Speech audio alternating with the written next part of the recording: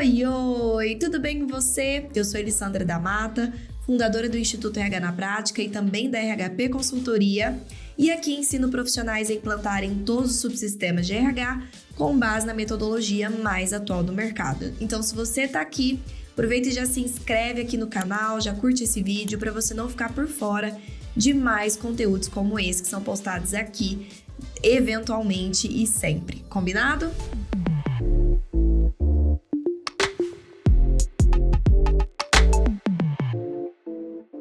Eu quero começar com um alerta, na verdade uma reflexão.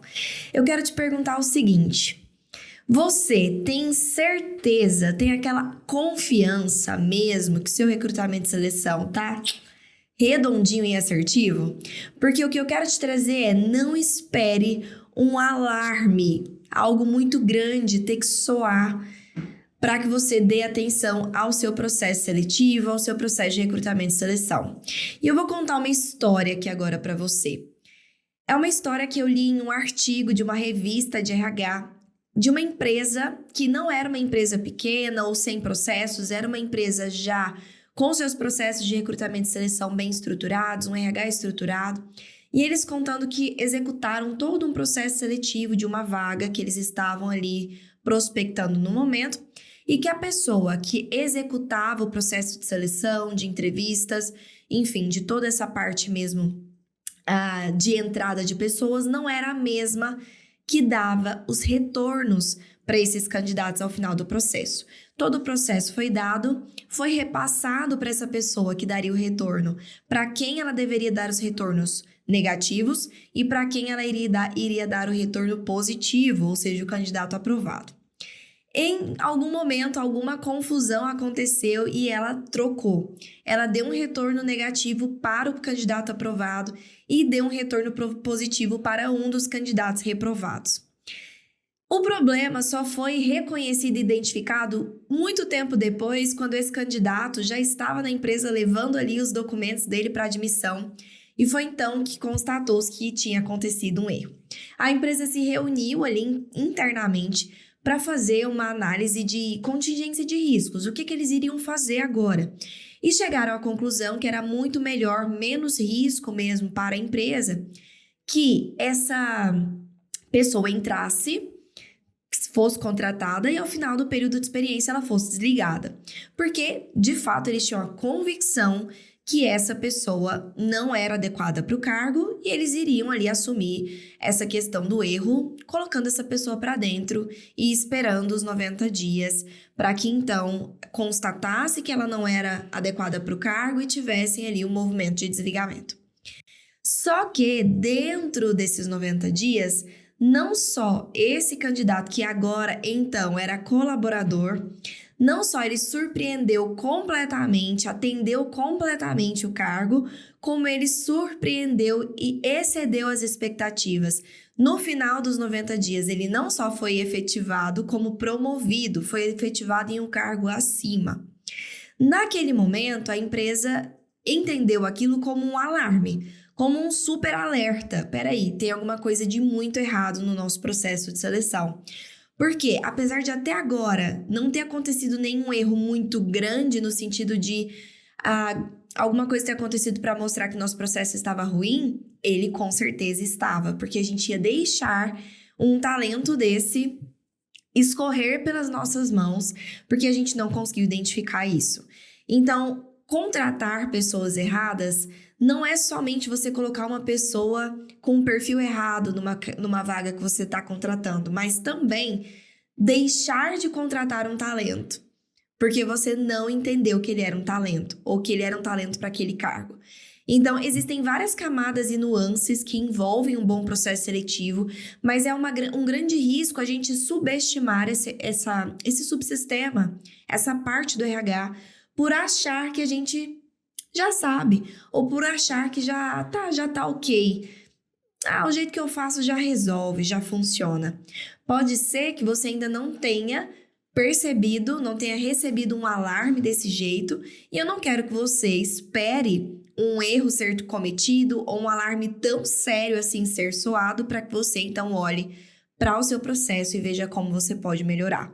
Então, é por isso que você está aqui hoje, eu tenho certeza disso, e é por isso que eu estou aqui hoje também com você, para a gente já direcionar nesse caminho que vai ser o correto e que, obviamente, esse artigo, o fim dele é o quê? A empresa entendendo que precisava melhorar o seu processo e implantando o recrutamento e seleção por competências, que é o que a gente está vendo aqui hoje. Tudo bem? Então, falando sobre essa metodologia, né? Porque existe vários pontos aqui de recrutamento que a gente faz e que não são enquadradas em nenhuma metodologia. A gente faz no nosso achômetro, a gente faz no nosso... é assim que alguém me ensinou a fazer, então a gente faz replicando, né? Aprendi assim com o ex-chefe, continuo fazendo. Então, muito do que a gente faz em basicamente todos os processos do RH, mas principalmente recrutamento e seleção, vem muito do amadorismo, muito da intuição, muito do eu acho e pouca metodologia, e pouca técnica, pouca comprovação. Então, é fundamental que o seu processo seletivo tenha como objetivo identificar talentos e as suas competências. E a partir deste momento é que a gente, com base nesses critérios que foram muito bem pré-estabelecidos antes ali da vaga começar, a gente alocar esses profissionais que a gente está avaliando na função certa, que sejam compatíveis com estes cargos. Então, quando a empresa ela tem um processo seletivo assertivo, bem estruturado, que funciona, além de conseguir inserir no seu quadro de colaboradores profissionais que são de alto desempenho, ele também consegue reter, ok? Então aqui eles vão ser muito mais produtivos, vão ficar muito mais felizes, porque pensa, se você está colocando uma pessoa certa no lugar certo, as suas competências comportamentais e técnicas estão alinhadas com aquela vaga, vai soar muito natural para essa pessoa fazer parte desse cargo.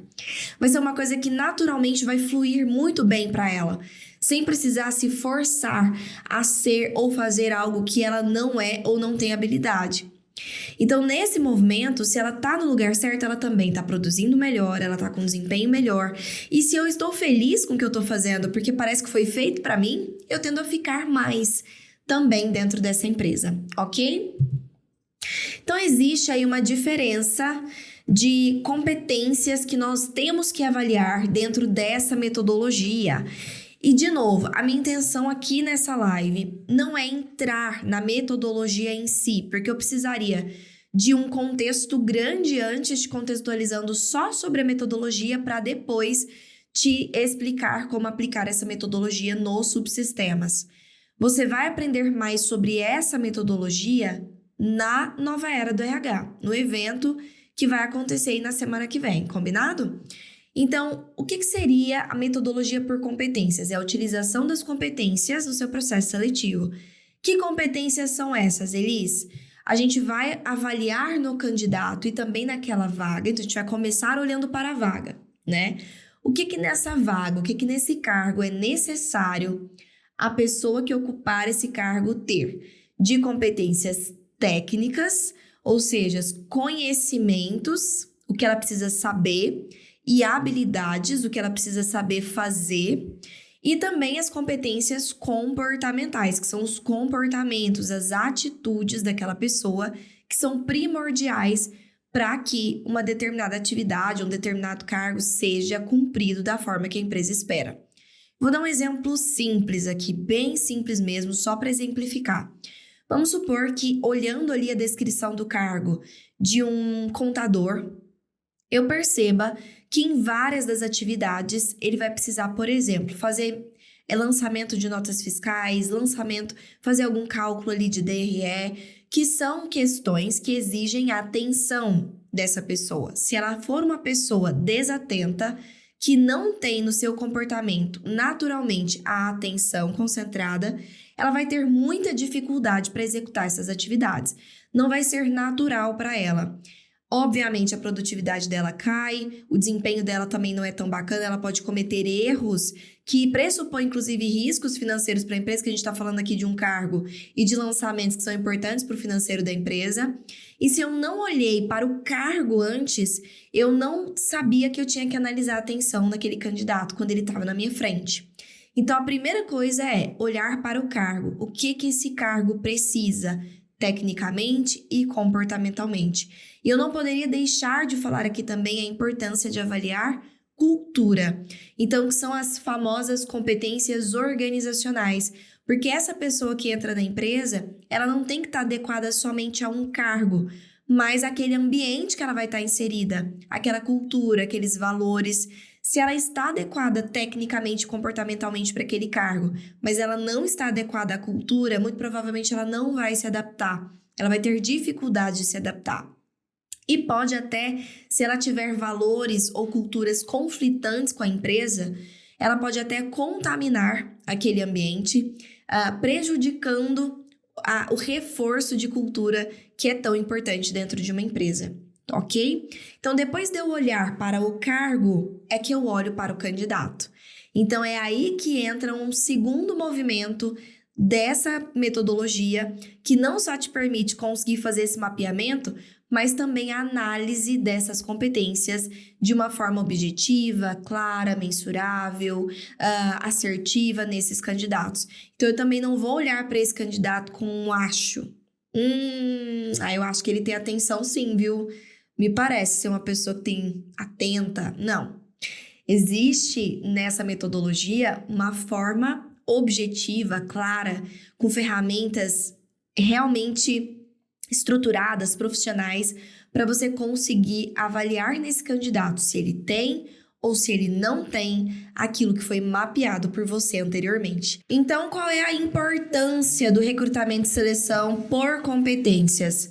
O alinhamento com a estratégia corporativa e com a política do RH, porque, de novo, a gente também vai avaliar a cultura, então a gente também vai estar avaliando enquadramento com a estratégia corporativa, informações sobre o que a vaga realmente precisa, então para com aquela coisa de eu acho que a vaga precisa disso.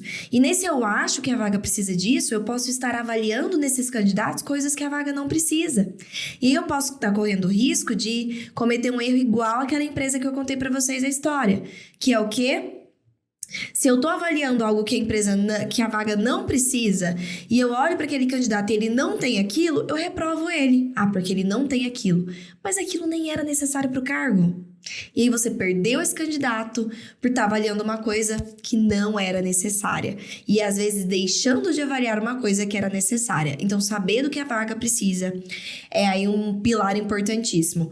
Contato com a área requisitante durante todo o processo, essa é uma grande importância, porque nessa metodologia, nesse processo, a gente envolve os líderes, análise correta das competências técnicas, comportamentais e organizacionais, então saber olhar isso no seu candidato, saber avaliar se o seu candidato realmente tem esses pontos. Gera credibilidade para o seu trabalho e para a área do RH, porque sim, você fazer um processo seletivo desse nível, você no final do seu processo seletivo mostrar para a empresa esse nível de mapeamento que você fez, mostrar para a empresa um relatório, um parecer completo desses candidatos, com uma análise comportamental, técnica e organizacional profunda, contendo lá todas as competências que você mapeou e com seu parecer final desses candidatos, esse tipo de análise realmente gera muita credibilidade para o nosso trabalho. Faz com que cada vez menos os líderes eles olhem para o que a gente está fazendo como algo que eles podem se intrometer, algo que eles acham que sabem mais do que a gente, e passam a olhar para nós como especialistas de fato no que a gente está fazendo. Pessoas que sabem do que está falando. Cada vez mais eles vão passar a ouvir a nossa opinião. Tem até uma história para te contar aqui sobre essa questão de contar uma opinião. Eu trabalhava numa empresa e estava tendo uma vaga ali, um processo seletivo de diretor de marketing e comercial. Diretor de marketing e comercial. Eu era gestora do RH na época, então eu só fazia vagas que fossem estratégicas. Minha equipe fazia o restante das vagas. E aí eu estava fazendo essa vaga que era estratégica, que era diretoria. E no meio ali, durante o processo, o dono da empresa virou para mim e falou assim: Elis, insere essa pessoa aqui, que foi uma indicação que eu tive, insere essa pessoa no processo seletivo para você avaliá-la. E eu falei, pode deixar, vou inserir ela e vou avaliá-la normalmente, no final te dou meu parecer. E assim eu fiz, avaliei aquele candidato como qualquer outro candidato, por mais que tivesse sido indicação, porque lá funcionava dessa forma. E aí, dei o meu parecer fim de que esse candidato não se enquadrava no que a gente estava buscando. Ele tinha as competências técnicas, tinha as experiências, até por isso que ele, né, o dono tinha se animado com o currículo dele, então tecnicamente eu já sabia que ele ia atender. Mas comportamentalmente, ele não atendia aos requisitos que eu tinha mapeado para aquele cargo e muito menos organizacionalmente. Eu sabia que ele não ia se encaixar na cultura. E aí, dei o meu parecer, expliquei, enfim, um relatório completo, lindo, maravilhoso. E mesmo assim, aquele dono falou assim: Elisa, eu entendi, mas eu quero arriscar. Porque tive uma bela indicação, enfim, o fulano falou muito bem, então eu vou arriscar. Essa pessoa entrou, mas com o meu parecer lindão lá, já formalizado, dizendo que o RH não tinha aprovado, então era por conta do dono em risco mesmo. Essa pessoa, naturalmente, né? Porque eu falo naturalmente, não é porque eu sou vidente, é porque a gente sabe da assertividade dessa ferramenta e do processo conduzido através dessa metodologia. Então, naturalmente, aquilo que eu tinha avaliado acabou acontecendo. E depois que toda essa confusão aconteceu, porque foi um grande prejuízo para a empresa, trocar diretoria é muito complexo, porque é muito ruim para o time, é ruim para a empresa, é ruim para clima. Então a empresa insistiu ainda muito com essa pessoa, pagou análise de processo de coach, tentou desenvolver essa pessoa, ainda assim não deu certo, e no final das contas foram uns 8 meses ali arrastando. A equipe estava desmotivada porque essa pessoa comportamentalmente não sabia guiá-las da forma correta. Enfim, prejuízos imensos para a empresa. Depois foi feito o processo correto e outra pessoa foi contratada. E esse dono de empresa virou para mim e falou assim: Elis, eu nunca mais vou contra o parecer do RH.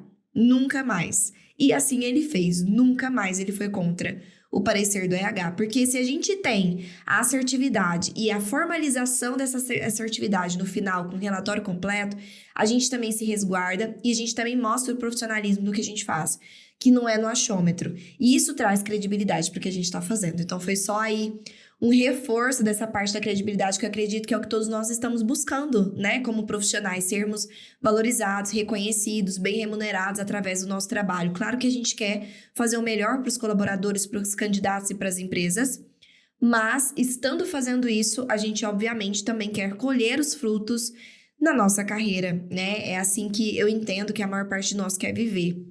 Uma relação ganha-ganha, né? Então, para eu te provar que isso é real, que não é coisa da minha cabeça, que não é só esse artigo só essa empresa que fez esse artigo, eu quero mostrar alguns cases reais de pessoas reais, comuns, assim como eu e você, que aplicaram essa metodologia que você vai aprender lá na Nova Era do RH, em todos os subsistemas, incluindo o recrutamento e seleção, e olha o tipo de resultado que elas tiveram. Então, aqui a Suiane disse assim, ó, deixa eu compartilhar uma coisa com vocês. Isso aqui são minhas alunas e elas compartilham dentro do grupo de alunos, por isso esses prints às vezes não ficam com qualidade muito boa. Estava fazendo um serviço de recrutamento e seleção para uma empresa e era um contrato pontual. Suiane é uma consultora. Então, uma semana depois do Natal, eu apresentei a proposta do GPC completo, que é o que vocês vão aprender a criar um projeto da gestão de pessoas por competências completa, aplicado em todos os subsistemas lá na Nova Era do RH. Já tô dando esse spoiler. Então, ó, vou ficar como PJ e fazer toda a implementação de todo o projeto. Ela fechou um contrato gigante de implantação do RH do zero. Recebi a notícia de aprovação nessa segunda-feira. Tô muito feliz, muito grata pela oportunidade. Olha a Sami aí. Boa noite, família GPC, que é a forma que eu chamo os meus alunos. Queria compartilhar com vocês uma grande conquista minha. Amanhã assumo o cargo de analista de RH e DP numa empresa. Sâmia estava procurando uma recolocação profissional há algum tempo, não estava atuando com RH e conseguiu esse cargo aí de analista em uma empresa e ela teria ali o grande objetivo de organizar o setor e fazer a implantação dos subsistemas. Por quê? Porque ela apresentou o projeto de implantação da gestão por competências ali dentro daquela empresa, que de novo é o que vocês vão aprender a fazer. Tem mais, ó, tem aí a Lu, que diz o seguinte: quero muito te agradecer, fui contratada recentemente para um cargo de assistente de desenvolvimento humano em uma ótima empresa, isso graças ao GPC. Eu não tenho experiência, então Lu estava procurando também uma colocação na área do RH, ela não tinha experiência. Ela tinha ali uma experiência só com recrutamento e seleção, mas ela conseguiu o cargo de implantar um RH do zero, graças à experiência prática, né? Tem ainda a Ana Cláudia, ó. Gostaria de deixar aqui meu depoimento e agradecimento após conhecer o GPC. Venho aprendendo muito e passei de analista para coordenadora de RH. O start foi quando eu apresentei a gestão por competências para minha diretoria e eles acreditaram mais ainda no meu trabalho. Tá vendo como isso é real? Porque assim como você tá aqui assistindo muitas das coisas que eu tô falando e para você tá soando como uma oportunidade, algo novo, algo incrível, algo, nossa, eu preciso fazer isso, para a empresa também soa dessa forma quando você sabe apresentar de uma maneira correta. Quando você mostra para ela tudo que ela pode ter, tudo isso que você inclusive está vendo, sob a sua ótica e a ótica de customização para o que ela pode ganhar, ela não consegue desver. Sabe aquela coisa que quando você vê não tem como mais ignorar? É exatamente o que acontece. Então, quais são as consequências de você não ter um processo de recrutamento e seleção por competências? Primeiro, baixa produtividade, enfraquecimento da cultura organizacional, eleva os custos, porque rotatividade é custo para a empresa, muito custo.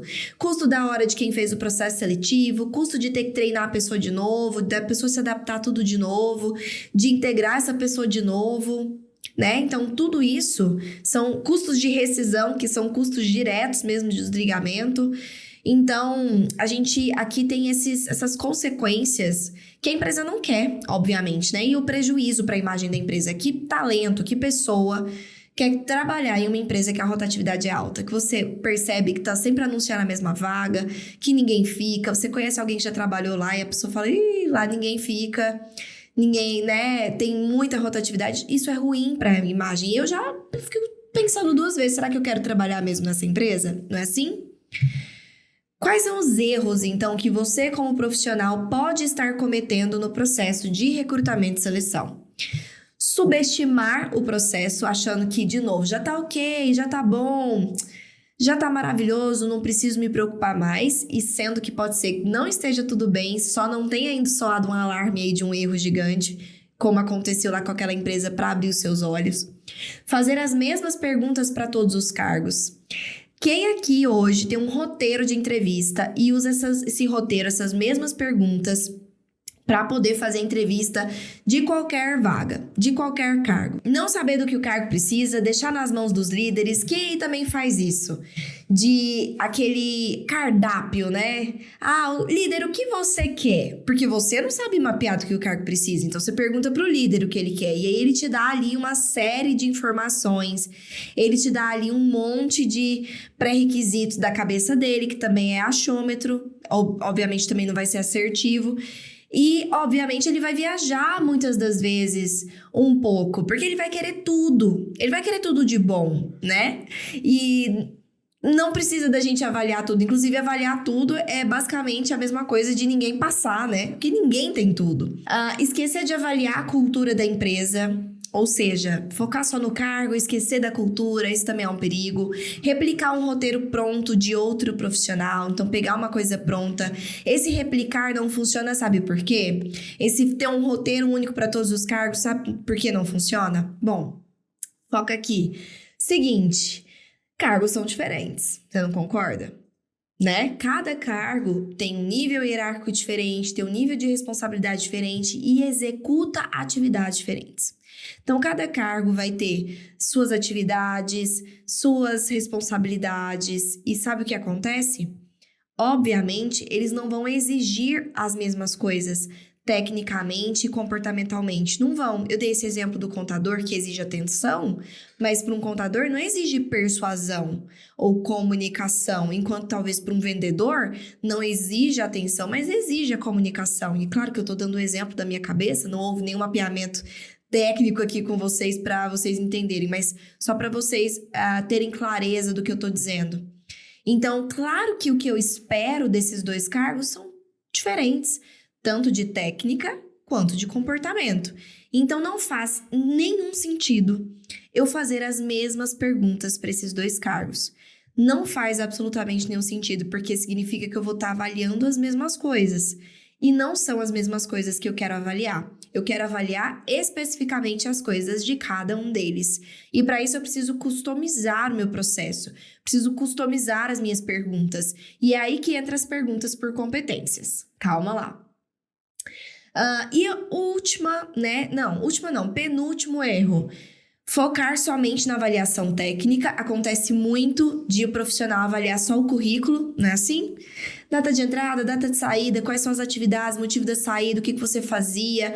Ou seja, a parte de qual é a sua formação, quais são os cursos que você fez, qual é a sua experiência técnica, currículo. E por que isso acontece? Porque a maior parte de nós não sabe avaliar competências. E é aí que a gente entra no último erro, que é achar que está avaliando competência, que eu ouso dizer que é pior do que você saber que você não sabe avaliar competência.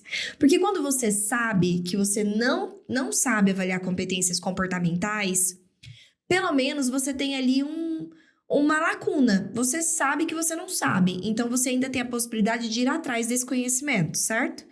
Agora, quando é um ponto cego, quando você acha que sabe, quando você jura que aquelas perguntas que você está fazendo, quais são os seus defeitos, quais são suas qualidades, o que você faria numa determinada situação, me conta um pouquinho sobre você. Esse tipo de pergunta, enquanto você achar que esse tipo de pergunta você está analisando o comportamento, aí é um grande perigo, porque você tem um ponto cego. Porque você nunca vai atrás de um conhecimento para melhorar isso, porque você acha que tá bom. Então, esse é um grande erro, tá? É realmente aqui a gente entender que existe uma forma certa de se fazer isso. Quais são os requisitos? Aqui a gente já começa a entrar num ponto que não dá para você simplesmente amanhã, eu vou fazer um processo de recrutamento e seleção por competências aqui. Existem algumas etapas, alguns requisitos, algumas coisas que você tem que fazer antes para que seu processo funcione.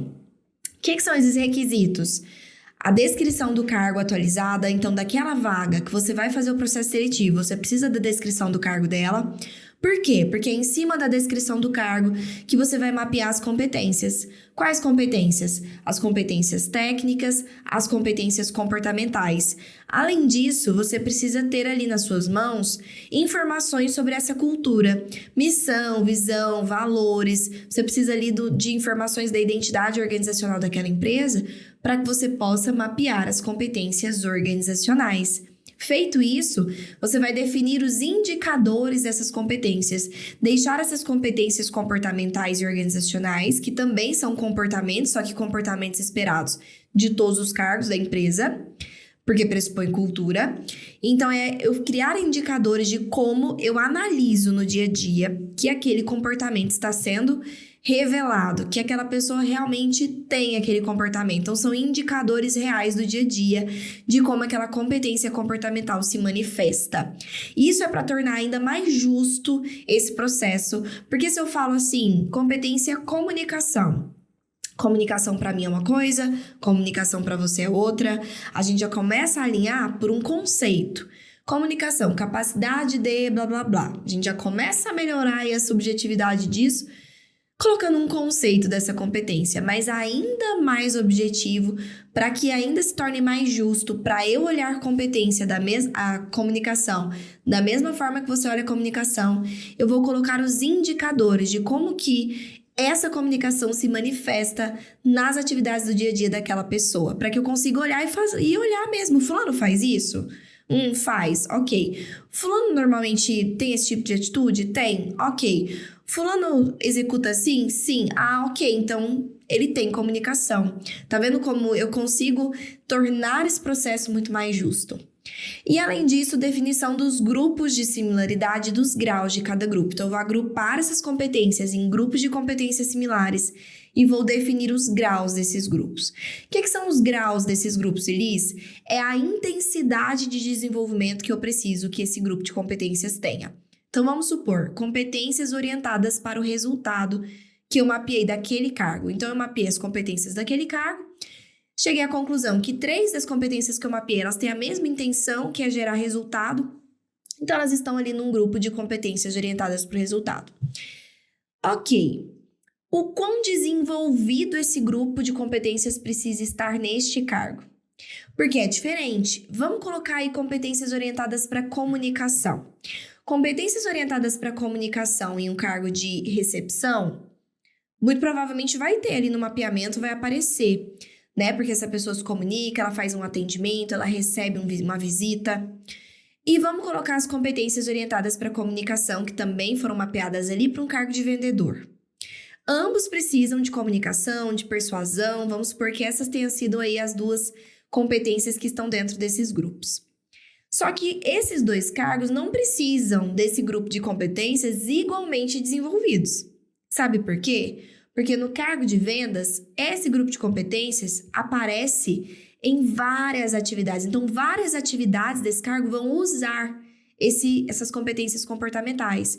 De 10 atividades que o cargo tem, 8 usam a competência comportamental comunicação. Enquanto de 10 atividades que a recepção tem, 3 das atividades usam comunicação. Então, se esse cargo vai usar muito mais essas competências, obviamente eu preciso que ela esteja bem mais desenvolvida em uma pessoa que ocupar esse cargo do que nesse cargo. Então, eu não vou avaliar igualmente comunicação nesses dois cargos, entende? Normalmente, o grau máximo de desenvolvimento, que a gente chama, vai até o grau 5. Então, é do grau 1 ao grau 5. Então, nesse exemplo, vamos supor que depois do meu mapeamento eu tenha chegado à conclusão que o cargo de vendas precisa dessas competências orientadas para comunicação com grau 5, grau máximo, enquanto que a recepção precisa de grau 3. Então, eu vou ali dar uma colher de chá para o candidato que está ali concorrendo à vaga de recepção, se ele não tiver aquelas competências totalmente desenvolvidas, mas já atenderem o critério de desenvolvimento que eu preciso, tá ótimo. Tá vendo como a gente também perde candidatos bons, porque a gente não sabe entender esses graus de desenvolvimento e o quanto isso faz sentido? Perfeito. Olha só, esse é um modelo de descrição de cargo, tá? O que é esse modelo de descrição de cargo? É só para você entender que não é em cima de qualquer descrição de cargo que a gente vai fazer o nosso mapeamento.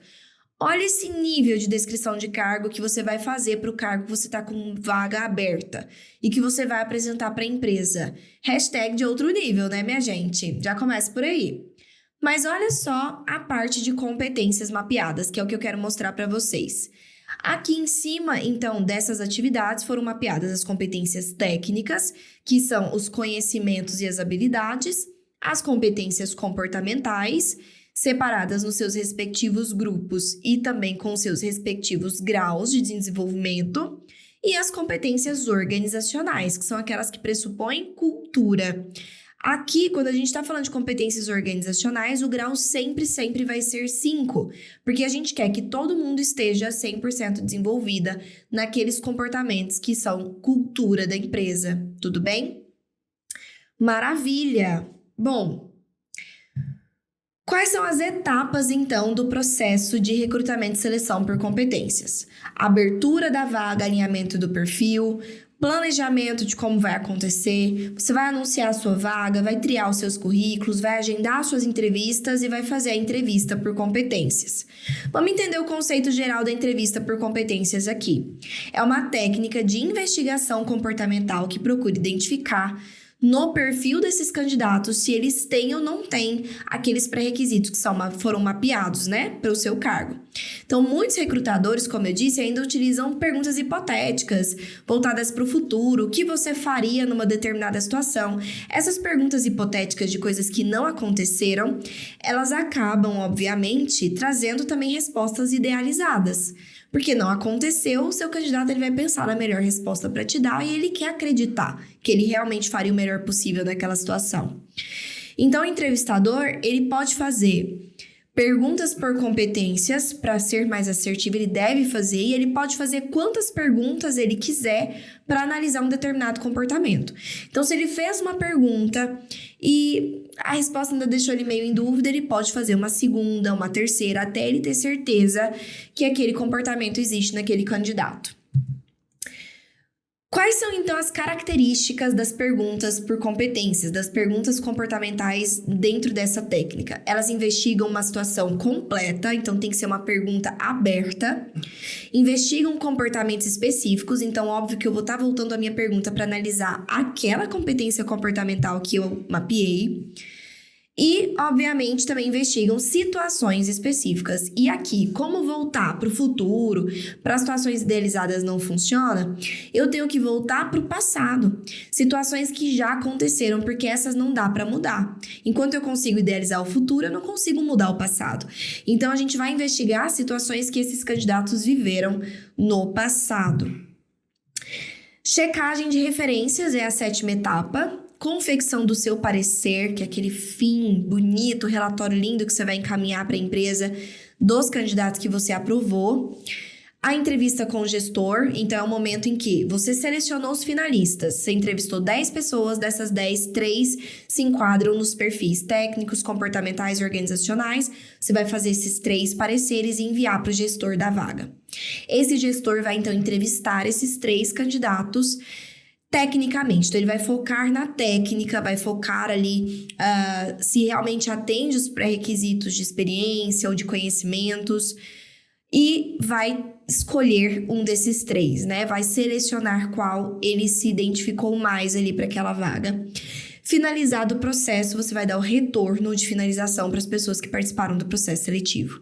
Então, essas são as etapas, né, que precisam acontecer para o seu processo ser efetivo.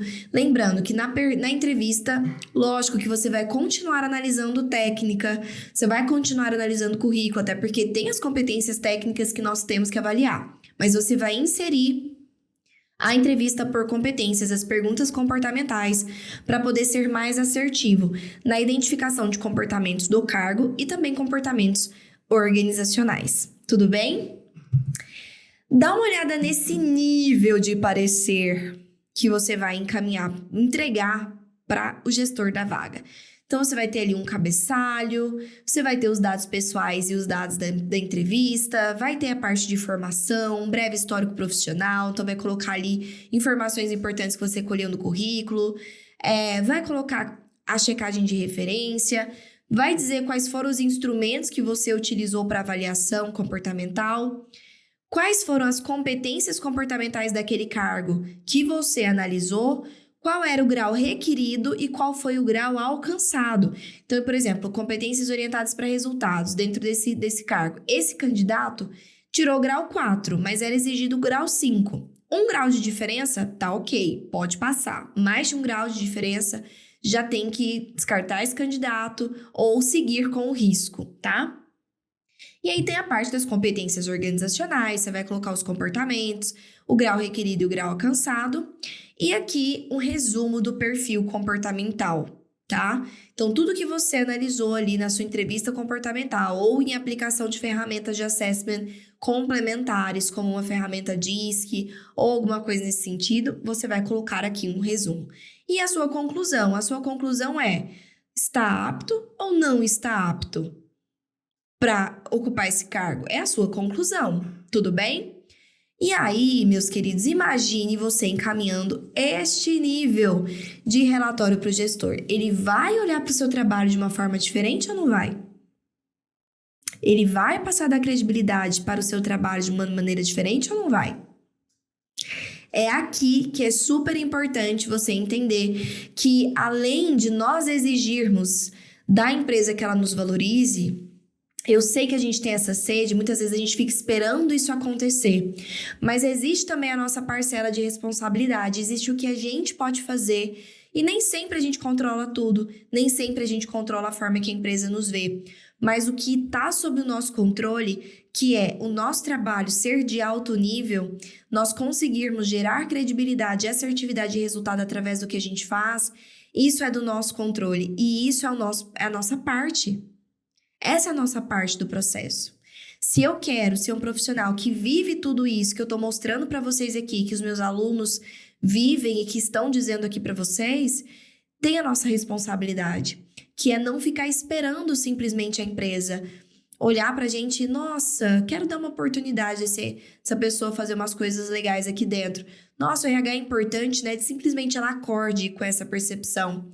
A gente precisa também fazer a nossa parcela, que é de fato estar fazendo algo de impacto, que é de fato estar utilizando metodologias atuais, coisas que vão estar gerando legado e resultado dentro dessa empresa. Então, essa é a nossa parte. A parte do outro a gente não controla e tá tudo bem. Mas a nossa parte, a gente precisa dizer com certeza que a gente está dando o nosso melhor. Se a gente ainda não tem essa certeza que a gente está dando o nosso melhor, não em quesito de dar o melhor de boas intenções, dar o melhor de energia que você está colocando, porque eu tenho certeza que você está colocando muita energia no seu trabalho, que você tem as melhores das intenções.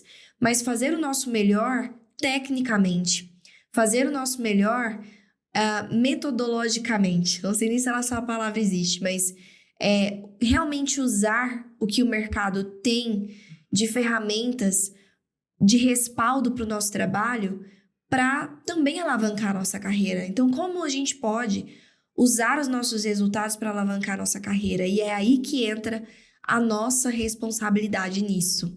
Tudo bem? Já deixa um like aqui nesse vídeo para mostrar que você gostou, mostrar para mim e também mostrar para o YouTube a relevância desse tipo de conteúdo que a gente gera aqui para vocês, combinado? Um beijo no seu coração e até a próxima live.